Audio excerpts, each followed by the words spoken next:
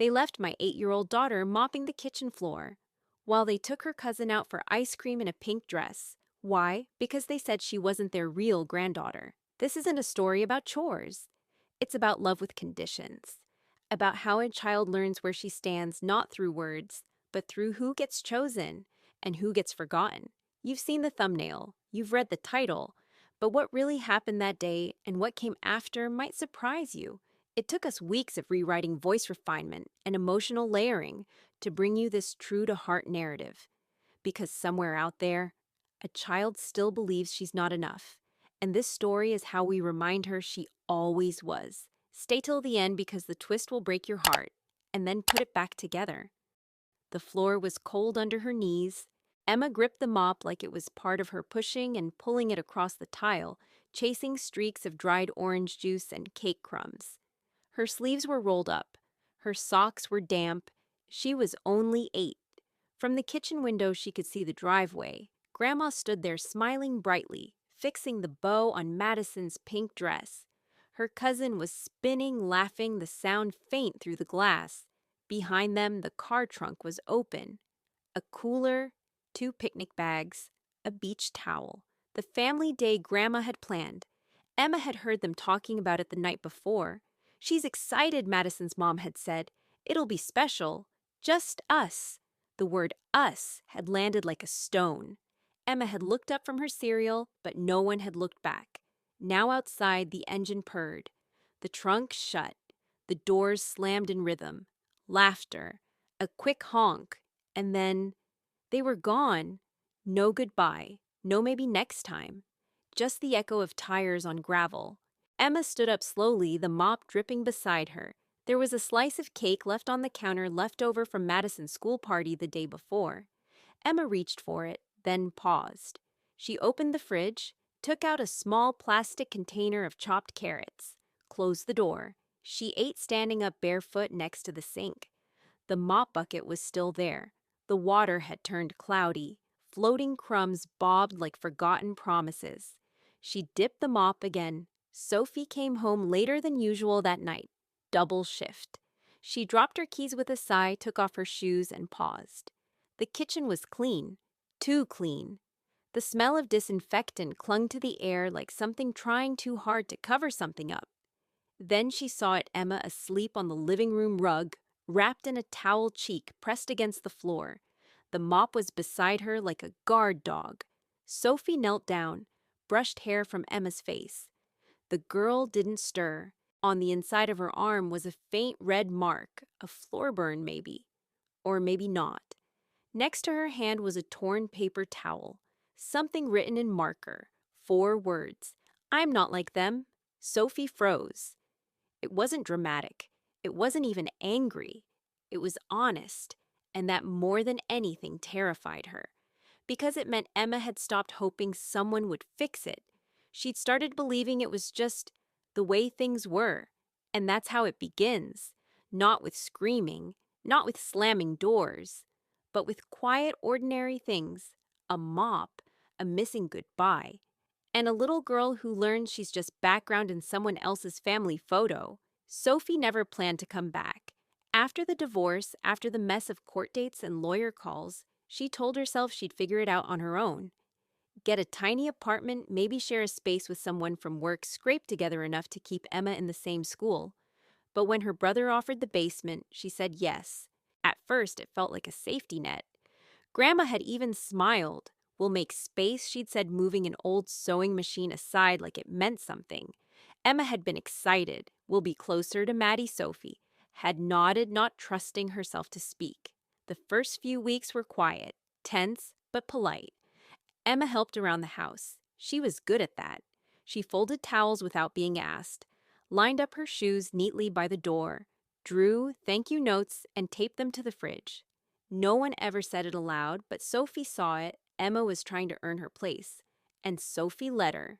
Because when someone takes you in, even if they're family, there's a price you pay. And sometimes that price is invisibility. There were rules in the house. Not written, not spoken, but sharp enough to leave marks.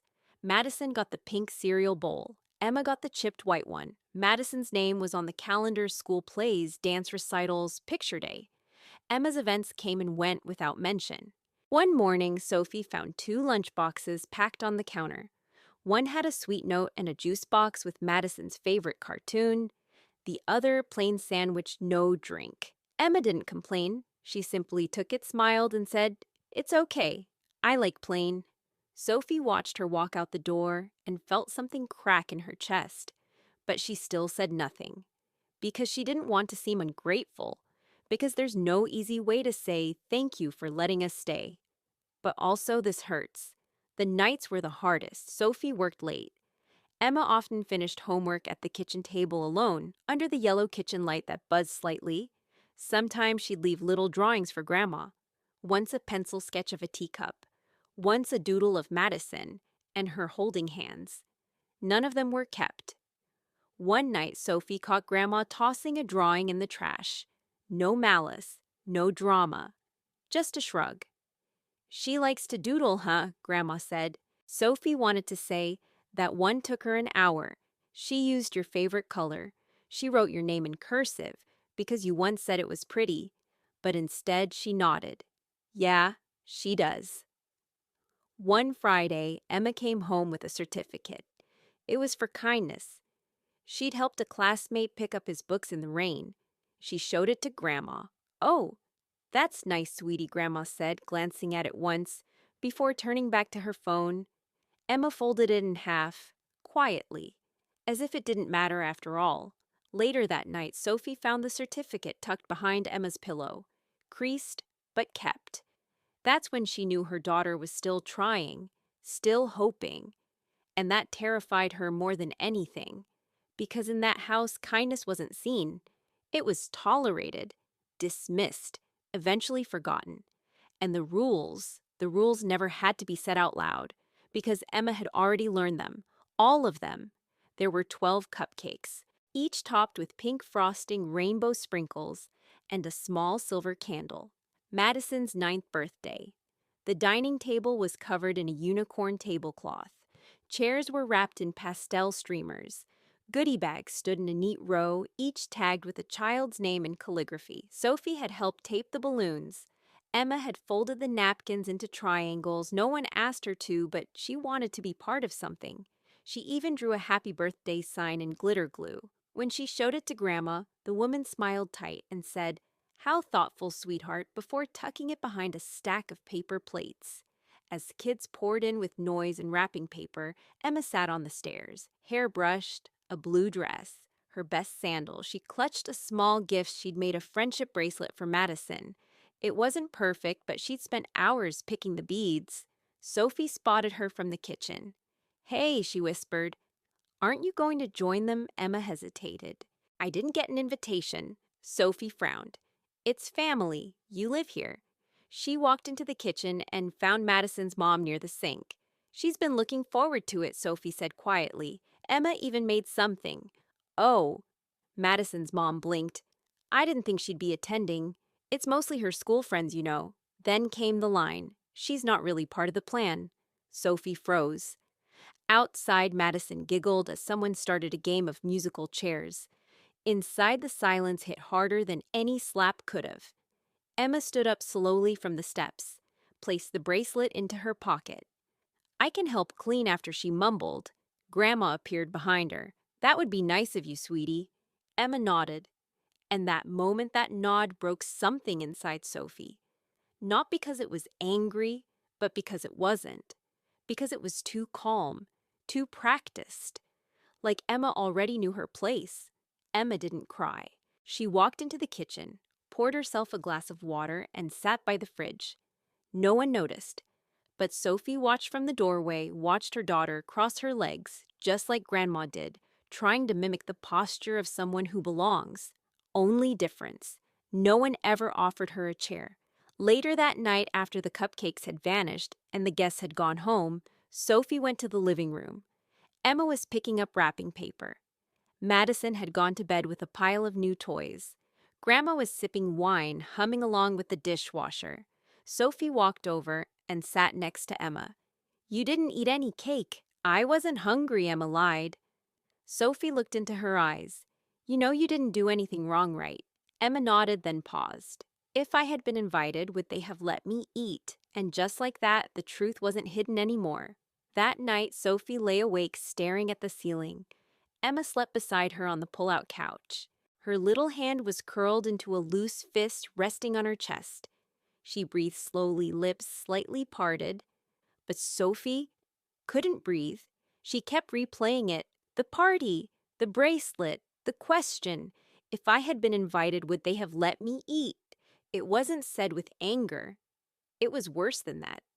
It was said with acceptance. And that's what broke her. Not that Emma had been left out, but that she thought she was supposed to be. The next morning, Sophie walked into the kitchen early. Grandma was making coffee. "Morning," Sophie said, voice flat. Grandma looked up. "Coffee?" "No, just, I need to talk to you." A pause. Sophie cleared her throat. "About Emma, about yesterday." Grandma stirred her cup. "It was Madison's day. I know, but Emma sat on the stairs the whole time. She made her a gift." "She's very sweet," Grandma said, not looking up. "She's also your granddaughter." That's when Grandma finally met her eyes. "Not really." The words were soft, like a pillow, but they smothered something inside Sophie. She didn't scream. She didn't argue. Because what do you say to someone who reduces your child to a footnote and doesn't think they've done anything wrong? That afternoon, Sophie took Emma to the park. They sat on a bench with melting popsicles. Emma's shoes were too tight. Sophie hadn't noticed until now. She quietly took them off and rubbed Emma's feet. Mama Emma asked, "Can I go on the swings?" Sophie nodded. Of course. She watched her daughter run barefoot through the grass. Then she turned away because the tears came too fast. Not because of the party, but because she suddenly remembered something she hadn't thought of in years. Sophie, age 11, standing outside her childhood school waiting for her mom. That day, all the other moms had come to pick their kids up from the class play, but Sophie had waited until the janitor came to lock the gate. Her mom never came. She never explained why. That was the day Sophie learned love wasn't always present. Sometimes it just forgot. And now, decades later, Sophie saw it happening again, not to her, but to Emma. And this time, she was the adult. She was supposed to stop it, but she hadn't. That evening, Emma brought Sophie a drawing. It showed two stick figures, one big one, small, sitting on a bench with popsicles. Underneath, she'd written, "Us." Sophie looked at it for a long time. She didn't say, "That's beautiful." She didn't say, "You're talented." She just pulled Emma into her arms and whispered, "You never have to earn being loved. Do you hear me? You already are." Emma nodded against her chest, but Sophie could feel it. A wall had already started forming around Emma. One made not of brick, but of experiences too heavy for her little shoulders. And love, no matter how fierce, might not be enough to break it. It came on a Thursday.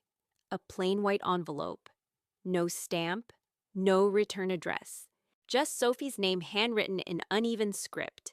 She almost threw it out. It looked like junk mail, but something in the handwriting made her pause.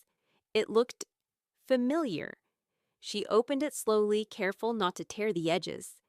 Inside, a single piece of paper, folded twice, and a name signed at the bottom in shaky ink, Harold, Emma's grandfather, Sophie's former father-in-law. Gone for nearly 3 months now. Heart attack. A man of few words, and even fewer affections. Sophie blinked. The letter was short, but every sentence cut clean. "I know I didn't say much when you moved in. I figured it wouldn't last. Thought you were running. But I watched that girl. Emma. She's not like the rest of them. She helped me fix the bird feeder last winter. Remember that she asked more questions about my tools than my own son ever did. One day she gave me a drawing, me holding a balloon. She called it Happy You Day. It wasn't even my birthday. I cried after she left the room. So I sold the cabin. Quietly. It's not in the will. It's in a separate trust. My lawyer knows. The money's hers. For school, for life, for whatever you think she needs. She might not be blood, but she's the only one who ever looked at me like I was enough. Don't tell them. They wouldn't understand. But tell her this. Tell her I saw her. That she counts." Sophie pressed the letter to her chest. For a long time she didn't cry, didn't speak, didn't move, because something inside her had shifted. Like the weight of being invisible had just been lifted by a ghost. She called the number written on the back of the letter. The man answered on the second ring. "Yes," he said simply. "Mr. Harold asked me to hold the trust until the right time. And if you're calling, this is it. It's real as the way she looked at him." Sophie didn't tell Emma that night. Instead, she waited until Saturday morning when Emma was curled up with crayons at the kitchen table drawing a tree with birds. Sophie sat beside her, laid the letter on the table, and told her gently, slowly, what Harold had done. Emma didn't speak for a full minute. Then she whispered, "He remembered me." Sophie nodded. "He saw you." Emma looked down at the paper she was coloring. Then she said, "I thought only people who are loud get remembered." "No," Sophie said. "People who love quietly are just harder to forget." Sophie recalled the moment she'd brought Emma home from the hospital. Her arms had trembled holding that tiny, fragile thing. She didn't feel ready, didn't feel like she knew how to be a mother. Then Emma had reached out, not even a week old, and curled her hand around Sophie's pinky. That was the first time Sophie felt seen, needed. And now, someone else had seen her too. That night, Emma drew a new picture. 2 hands, one big one, small, holding a single balloon between them. On the balloon, she wrote, "I count." Sophie framed it before bedtime. And this time, the picture didn't get hidden behind paper plates. It got placed by the front door, where everyone who walked in would see it. The sun rose early that Sunday. Soft gold light spilled across the kitchen tiles, the same tiles Emma had once scrubbed on her knees. But today the mop was gone. So was the quiet compliance. Sophie poured 2 bowls of cereal, the good kind with strawberries. She added a drizzle of honey on Emma's. They ate at the table, not at the corner. No one told them not to. They had decided today would be the last day. No announcement, no accusations. Just done. Sophie had found a rental. Tiny, farther from Emma's school, but clean, private, and theirs. Harold's trust was still untouched, sitting safely in an account Emma didn't yet understand. But Sophie understood what it meant. They could leave without owing anyone an explanation. Madison knocked on the basement door around noon. Emma opened it. "I heard you're leaving," Madison said. She wore a new sweater. Her hair was done up in braids. Emma nodded. "We are." Madison hesitated. Why Emma looked past her for a moment at the hallway, where no one had ever waited for her at the stairs she'd sat on for hours, dressed for parties she was never invited to. Then she said simply, "I don't want to forget who I am." Madison didn't understand. Not really, but she nodded anyway. Sophie packed quietly. No one came to help. Not until they reached the driveway, bags in hand, did Grandma appear at the door. "You're really going?" she asked. Sophie smiled. Not warmly, not coldly. Just enough. "We were never really here, remember?" She turned to open the car door. But then Grandma said something that stopped her mid-movement. "She'll miss Madison. They're cousins." Sophie turned back slowly. "She's not your granddaughter, remember? That's what you said." "I didn't mean it like," but Sophie didn't let her finish. "You don't have to mean a wound for it to bleed." Emma stood quietly watching her mother. Then, without a word, she walked up to Grandma. From her pocket, she pulled out the bracelet, the one she'd made for Madison weeks ago, the one no one ever accepted. She placed it in Grandma's hand, for her, if she wants it now, then turned away, not angry, not spiteful, just done. They drove in silence for 10 minutes. The highway opened wide like a path finally cleared. Then Emma asked, "Do you think they'll miss us?" Sophie glanced at her in the mirror. "They might not know it yet," she said, "but one day they'll notice something's missing. And it won't be the chores." Sophie remembered a woman she once knew at the diner, Marla, older, wore red lipstick every day even when no one noticed. One night Sophie had asked her why she still dressed up just to clean tables. Marla smiled and said, "Because if I don't see myself, who will?" That line echoed now as Sophie looked at Emma barefoot, cereal-stained shirt, hair wild from the wind coming through the window. Emma was smiling. She saw herself again. They reached the new apartment just before sunset. It smelled like new paint and possibility. Emma ran from room to room. None of them had much furniture yet, but she didn't seem to care. "This is ours," she asked. Sophie nodded. "Every inch." Emma opened the window and let the breeze in. "Can we hang my picture here?" she asked, holding the framed drawing of two hands holding a balloon. Sophie smiled. "We'll put it right by the door." That night they made pancakes for dinner, not to celebrate, not to mark anything official, just because they could. The old house felt colder now. Madison's birthday had passed. So had Easter brunch and the annual spring garden party Grandma loved to host. But there was no laughter. No one folded napkins anymore. No one arranged the fruit plate just right. And no one remembered to water the basil plant by the window.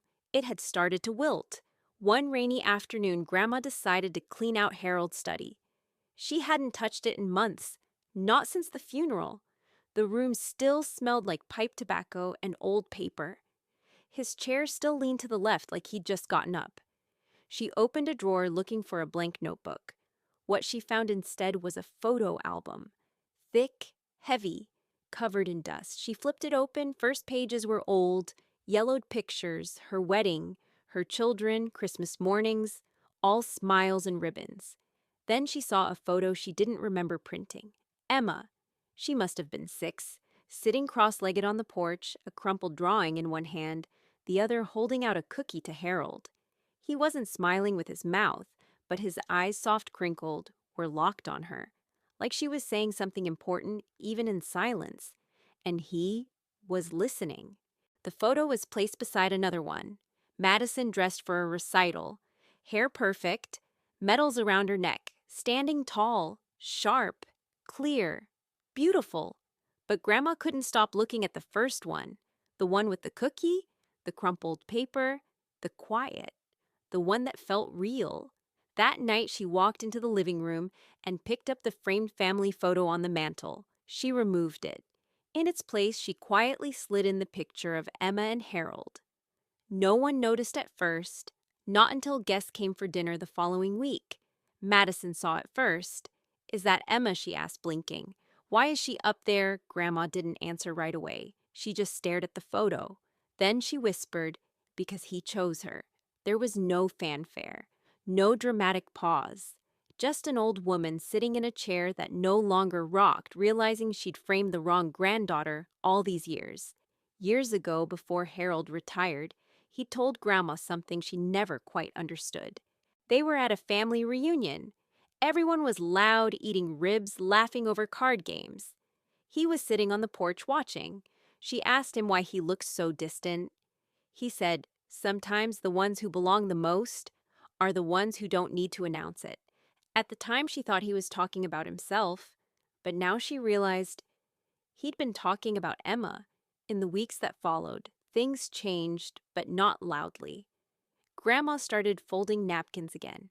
She clipped flowers from the backyard and left one on the windowsill. She even watered the basil. One day, Madison came into the kitchen and found her staring at the photo. "Do you miss her?" Grandma nodded. "She used to hum when she swept the floor. Did you know that Madison didn't?" "She hummed like she was part of the house," Grandma said, "like she belonged to it, not the other way around." No one came right out and said they were sorry. But one day, a small envelope arrived at Sophie's new apartment. Inside, no note. Just the photo of Emma and Harold, carefully reprinted, framed. On the back in Grandma's handwriting, "I didn't know how to love quietly, but she did. Thank you for letting her teach us." Emma hung it on her new bedroom wall, next to her new drawings, next to her own framed photo, this time not of others, but of herself, smiling, sunlight behind her, and underneath in crayon, "I remember who I am." They never came back. Not for birthdays, not for holidays, not for awkward family dinners with overcooked ham and lukewarm apologies. Sophie didn't need to, and Emma didn't want to. They had built something else now, something quiet but real. Their new apartment smelled like lavender and pencil shavings. Emma had her own room, her own wall of drawings, her own cup in the cupboard, purple chipped on one side, but always hers. Sometimes Sophie would catch her humming again, while brushing her hair, while packing her school lunch, while folding her socks into small neat balls, the same hum she used to make while mopping Grandma's floor. But this time it wasn't trying to belong. This time it was just joy. At the old house things changed too, not loudly, but noticeably. Madison no longer asked for Emma, but once she passed the hallway closet and saw the friendship bracelet tucked inside a dusty candy jar, she didn't throw it out. She just looked at it for a long time, then closed the door again. At church, someone asked Grandma where Sophie and Emma had gone. She smiled weakly. They needed space, but deep down, she knew. They didn't leave for air. They left because love with conditions isn't love at all. One evening, Sophie received a group message from the family thread she'd long muted. It was about a reunion. Madison was performing a solo. Sophie typed thanks for the invite, then deleted it. Instead, she turned to Emma, who was busy planting basil seeds in a recycled yogurt cup. "Want to go out for ice cream?" she asked. Emma's face lit up. "Really, just us?" "No cousins," Emma giggled. "No cousins." That night, as they sat on a bench outside the shop, Sophie remembered a photo she once tore up. It was from Emma's first birthday. In it, Sophie looked tired, her hair messy, her smile forced. She'd hated it back then, but now she wished she still had it. Because in that photo, Emma had her arms wrapped around Sophie's neck, eyes closed, safe, unfiltered, real. It wasn't the prettiest photo, but maybe the truest. As they finished their cones, a little girl nearby tripped and cried. Emma jumped up, offered her napkin, helped her up, smiled until the tears stopped. Sophie watched in silence. That's the thing about kids like Emma. They don't grow bitter. They grow kind, even after everything. As they walked home, Emma asked, "Do you think Grandma misses me?" Sophie didn't lie. "I think she misses who she could have been. If she'd known how to love you." Emma nodded. "That's okay." Then added after a pause, "I don't miss who I had to be to stay." Spring arrived slowly that year. Not with fireworks or sudden blossoms, but with soft rains and shy sunrises. Emma had planted basil parsley and a small sunflower by the window. They grew slowly like her. Tentative, quiet, but alive. One morning she called Sophie over. "Look," she said, pointing at the sunflower. Its neck was bent slightly, like it was still unsure whether to bloom. "Do you think it'll stand up?" Emma asked. Sophie knelt beside her. Eventually, Emma smiled, like us. They watered it together, neither saying much. Because sometimes healing doesn't need a speech. It just needs space. Emma no longer asked if she was enough. She didn't need to. She'd started her own school club, Quiet Artists. Kids who didn't like loud rooms, but loved crayons and soft music. She wore mismatched socks on purpose. Said they helped her feel like me. She sent Madison a drawing one day. A house with 2 doors. One open, one closed. No caption. Just that. Madison never replied. But Emma didn't expect her to. One evening, Sophie found a note taped to her bathroom mirror. Emma's handwriting neat but slightly crooked. "Thank you for not needing me to be louder to hear me." Sophie left it there for weeks. Some messages don't expire. They celebrated Emma's birthday quietly. Pancakes, laughter, a tiny banner drawn in highlighters. No one was forgotten. No one was asked to stay behind and clean. No one had to ask, "Do I count?" because they already knew. And sometimes that's enough. Not everyone gets invited to the table. Some are handed a mop. Some are told to wait over there. Some are loved only when it's convenient and forgotten when it's not. If that was ever you, if you've ever stood in a hallway wearing your best hoping someone might see you, if you've ever been the almost in someone's definition of family, this story was for you. Because you don't need to speak loudly to be heard. You don't need blood to belong. And you never ever need to shrink yourself to fit into a room that refuses to grow with you. Emma learned that. So did Sophie. And now, maybe, so can you. If this story touched a piece of your past, leave A in the comments. And if you know someone who's ever felt like the extra, the helper, the one not counted, send this to them. so they know they were never forgotten, just waiting to be truly seen.